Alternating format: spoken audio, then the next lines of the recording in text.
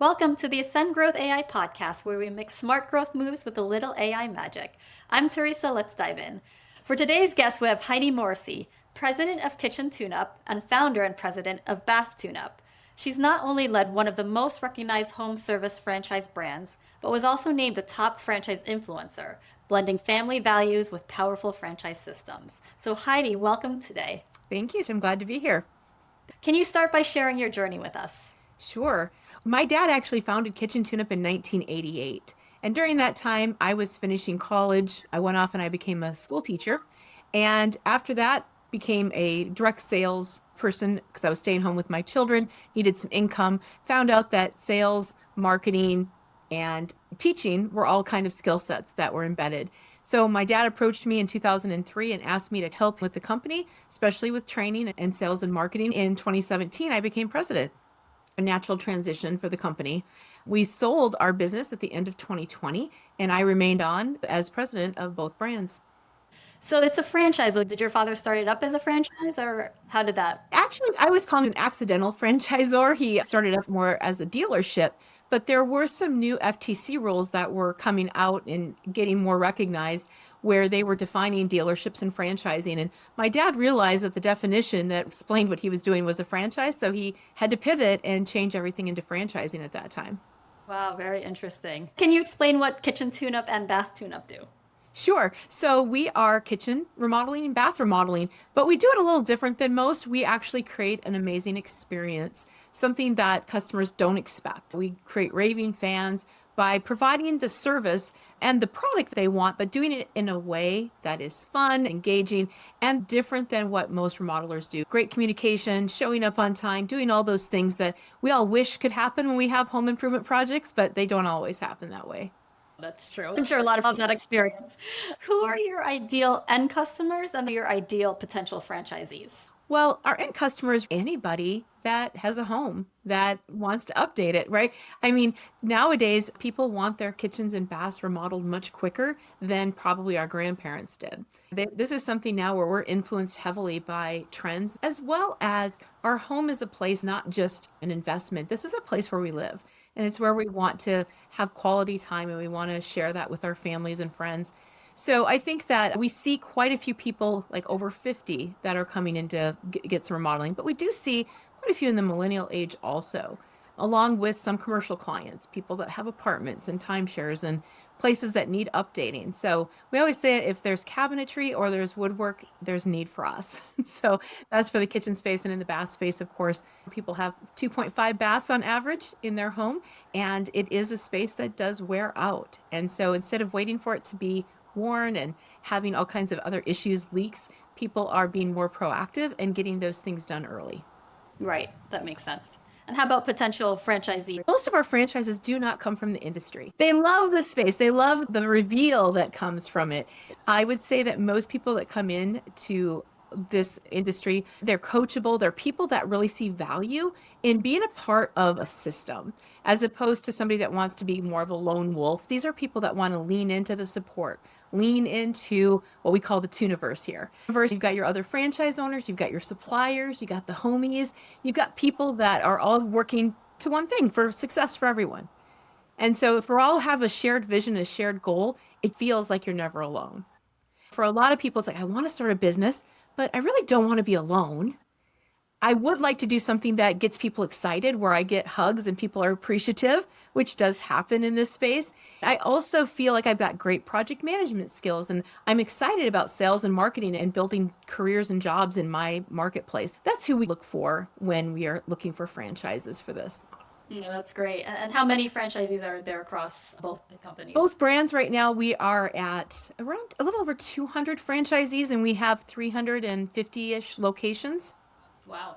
Okay, some of them have multiple locations. Yeah, that's right. Yes. And so have multiple brands. What geographic area do you cover? The US and Canada. We do have pockets that we do not have coverage. We're always looking to find great operators that have a passion for customer service, that really want to be into this business with us.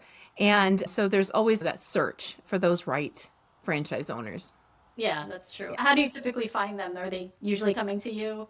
Or They come to the website. Sometimes they hear these podcasts that are out there. Sometimes they will be looking at Entrepreneur magazine and they see the rankings and they go, oh, wow, this franchise is on this top 500 list. Sometimes we work with consultants, people that help place others in business. And so there are a lot of consultant groups that are out there looking for people that maybe they want to leave their job, maybe the job has left them, maybe they're exiting a military career. There's a lot of reasons why somebody might decide to look at franchising as an opportunity for their future. how has the rising cost of home renovation materials and labor impacted your growth strategy? There will always be people that will improve their home, no matter what the economy. We've been in business 37 years. So, you've gone through every economic time that's out there, been through pandemics. And what always comes up is that there are always people that will be opportunistic and say, wow, these amazing companies now have availability. Instead of waiting for a long period of time, they will take that opportunity to get their projects done now with the best, which isn't always available when times are more robust. So you're always going to have that. So our franchises have a great mindset of marketing, sales, community involvement. So they're staying top of mind. And that is helping them no matter what the time is. Gone up, yes. And I would tell anybody doing a home improvement project, today is the cheapest it will ever be. So if you're thinking of doing it, do it because it's not going to get cheaper. It's not one of those commodities that goes up and down. We do look at the total ROI, but also we look at that life enhancement that's going to come from that. And if it's going to impact and improve my life, we just did our kitchen last fall, and my husband is so tickled. He put all this lighting in, toe kick lighting and lighting in cabinets. Anytime he's in that space, he's talking about the lighting. And I thought, I don't know if I could have tickled him with anything else besides this lighting increase that he has in that space. So, No, that's a really good perspective and a way to yeah. look at it because I'm sure a lot of people get scared, but I love I love. Well, you can also do financing, stretch it out a little bit if you need that space. You might as well enjoy, we don't know what we're going to have, so you have to enjoy every day. You have to live in a space that you love. You have to do all those things as much as possible. So now across 200 franchisees, how do you ensure a consistent brand experience? Yeah, it certainly is a challenge. I think the first step is to deliver a consistent experience, right? So as we are talking to people, we are noticing most people don't buy this business so they can go out and just make up their own stuff. They're buying it because they truly want to implement best practices, best systems to go across. Right now, we're doing a quick customer journey audit with every franchise. And so we're just kind of going through a top 24 list of ways that we impact and touch the customer throughout the journey. Text messaging, emails, all of those things. We're just ensuring that everything has been updated, everything is being utilized, and very delighted by how many franchises already had everything locked in. So it's just an audit just to ensure, which you have to do at times, because 80% of our businesses are home based, but you do look at that. And of course, we also send out surveys and we get an NPS score for each job that's being done. So every franchise has an NPS score. And overall, we have an 84. You kind of look at that consistency. NPS, of course, is negative 100 to 100. So anytime that you're over zero, you are doing great. So we'll take, yeah. It's one of those things I always used to say, especially after we were acquired with Home Franchise Concepts. I remember the IT director sitting down and he said, what would you like to accomplish with this acquisition? And I said, I'd like to become a technology company that just so happens to remodel kitchens and baths. And he goes, that's like the best answer I've ever heard. Let's talk about what to do. So we're Yeah. always looking at what's new. And as soon as AI became more commonplace, especially through Chat GPT, we were immediately going on and seeing what could we do to enhance the franchise experience? How could we give them some time back and create some efficiencies? And so we created an AI playbook. We're going to keep adding to it, of course, because it's changing.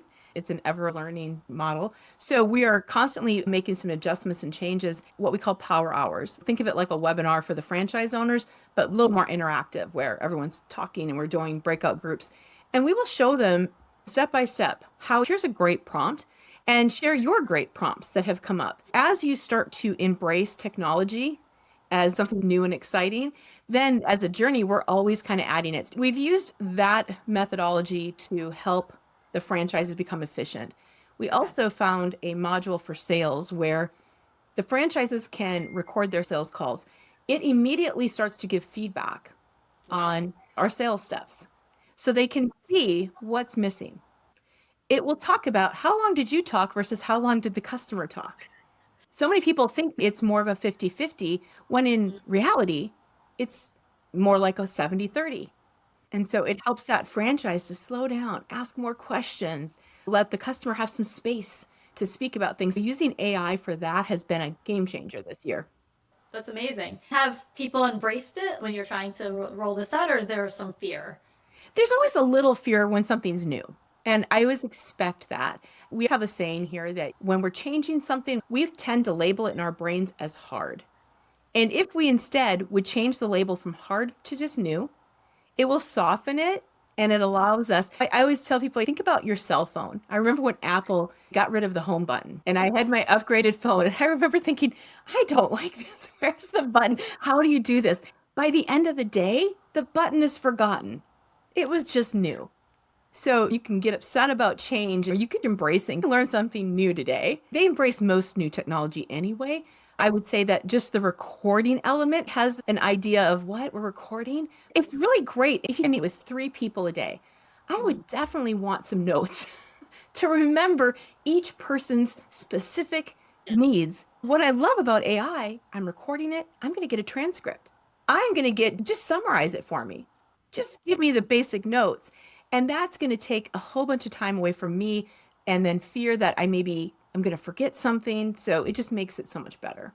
I agree. I used to type everything. I'm seriously typing in every single meeting, and now I just have my AI note taker follow me around, and it's been a game changer. I think, again, as you embrace it and use it, the fear goes away immediately. What's working well for you in kitchen tune-up and bath tune-up? What are you proud of? Oh, my goodness, there's so much, right? I have the franchise owners who just continue to stretch themselves, who continue to try new things and to want to be leaders in their market. So whether it's community involvement and giving back into their community, or them growing jobs for people and creating amazing cultures locally so that people working for them maybe didn't have an experience like that before.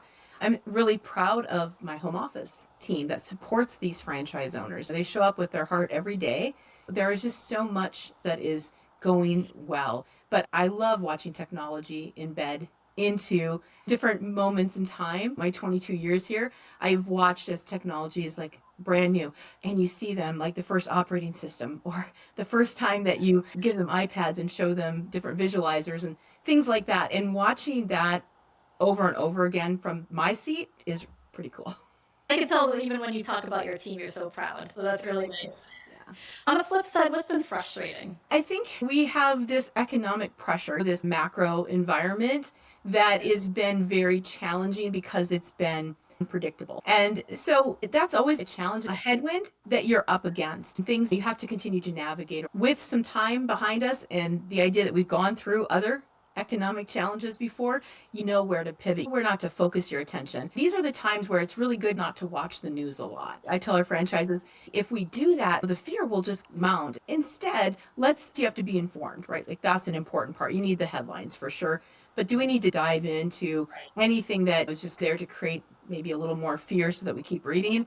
Or is it better to use that time to think about what you do want, think about how we can market to that next client.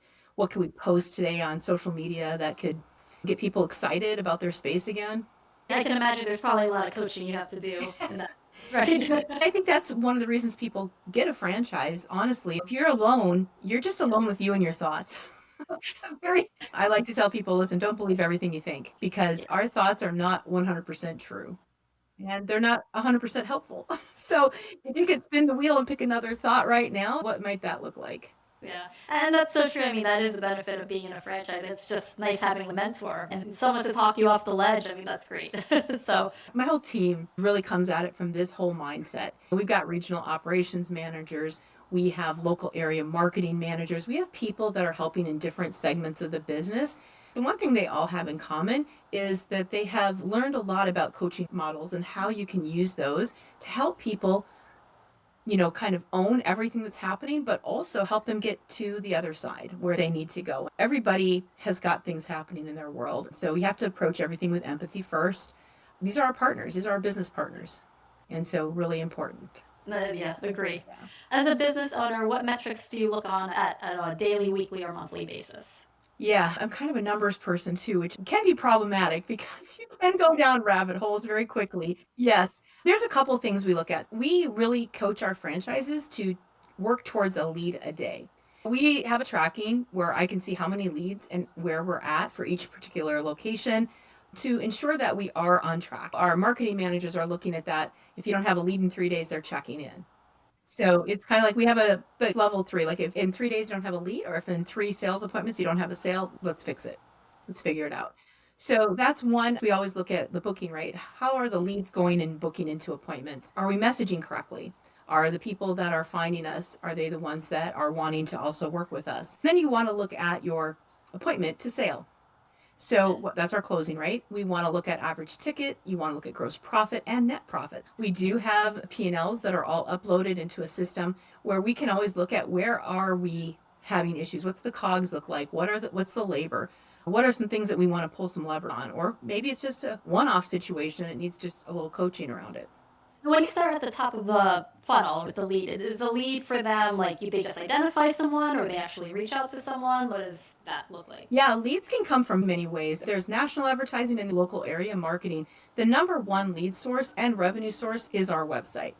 The website is drawing in traffic from lots of places. It's drawing it from your vehicle driving around. It's local marketing for our branding. Maybe I've got people that have their phone number on a grocery cart or something. Yeah. So they're always thinking about different things they can do locally, but that's probably driving a lot of traffic back in. Social media, it's always in our top three. A lot of times Facebook, more so than Instagram for us, but you see quite a few people engaging and coming into that. You have people doing mass media, whether it be magazines that hit the entire market, TV, radio, all of those things still impact the business. And of course, you got your local networking events, your BNIs and your Chamber of Commerce, your referral networks, appliance stores, plumbers, electricians, all those things. So yeah, it's a very robust holistic marketing plan that the franchises go out and work towards because there's so much influence into each other. That's always the challenge as a business owner because I'm not seeing attribution, but if I pull it away, then my other leads start to drop.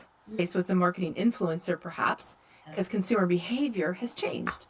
In what way has it changed? People used to click on Google ads all the time. Now they see it and they go search for that business separately. That way, when you look for things, Yeah, that's true. Sometimes I look at their Instagram account or right, I want to see other things. That's true. That's an ad now. And I think there was a long time when pay-per-click first started and display ads, people didn't quite realize if it was organic or if it was paid. It's very well labeled now. And there's people that are a little more shy about, like, I don't want to click on something. I don't want to get a virus. So instead they go to see if it's a real company. That's where consumer behavior has really shifted. It's just more educated people using the internet differently. That's why you need something super robust and all connected. Yeah. Where do you want kitchen tune-up and bath tune-up to be 6 to 12 months from now? I think in 6 to 12 months, we're hitting all of the goals that the franchise set this year. And I think that's critical. But we're also planning for more growth in the future. And that looks like, how can we make our franchises wildly successful? How can we help customers be raving fans all the time? It's very aspirational, but also realistic because it's what we do currently.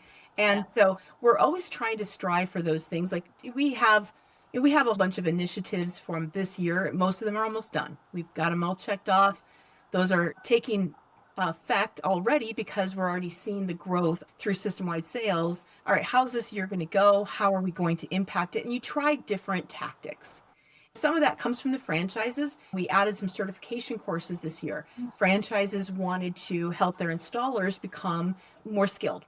So what if we put together some online courses where we could certify people and they could send videos and show us how they're doing the work? That was something that came from the franchise owners as something that they would like. And then we put that as part of the initiatives for the year.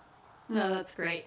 If you were to tell your younger self to do anything differently and start over again, what would that be? I'm in a pretty good place in life. I would probably believe in myself maybe earlier. You can be in a career that is more focused on males. You can help influence other females. Now we have 30% of our owners that are female owners. And that wasn't the case before. And just kind of stripping off that patriarchy earlier in life might have been something we could have started earlier. But I hear it all the time from my franchises. They get going, they started, they go, the only regret I have is I wish I had done this earlier. And honestly, I think I wouldn't have wanted to start this particular journey earlier. I needed my life experiences so I could walk into this space in a more prepared way. But I feel like maybe I just would have believed a little more that a female in this space can be fine. Fantastic. I love that. And it's nice to hear that you lived a life that you won't regret at all. That's something to be really proud of. That's great. As a leader, what tips would you give to those who want to aspire to be president, CEO, founder of a business one day? I don't think that there's one path to get there. I don't think you have to go to college or get an MBA. I think getting real life experience and just being a lifelong learner. What really got me to where I am is the learning I did outside of school, the degree. It's the continual reading. It is talking to people and learning from people that have already been there. You have to behave in a way that you're already there. So if let's say you are right now an individual contributor, but you want to grow into a manager role, start acting. I remember my daughter was in college and she was going to be a filmmaker, but she didn't get accepted the first time she applied into the film program. And she was a little bit bummed. And I said, if you're a filmmaker, just go make film. You don't need anyone's permission to go make film. Just go make it. And then she got into the next time because she just kept going on the journey. She didn't let that, I'm not going to just start just because somebody said go. Just go do it. You shouldn't have to wait for the title, right? Just do it. I love that. That's great. And if people wanted to get in touch with you, where can they find you? Yeah, the easiest way is probably to reach out via email, reaching out to Heidi, Heidi, at kitchentuneup.com, finding me on LinkedIn, Heidi Morrissey at LinkedIn. You can also check out our websites at kitchentuneup.com or bathtuneup.com. Thank you so much, Heidi, for being part of the podcast today. Thank you. And that's a wrap for today's episode. Thanks for hanging out with us. If you got value, share it, tag us, and don't forget to hit subscribe. Catch you next time on the Ascend Growth AI podcast.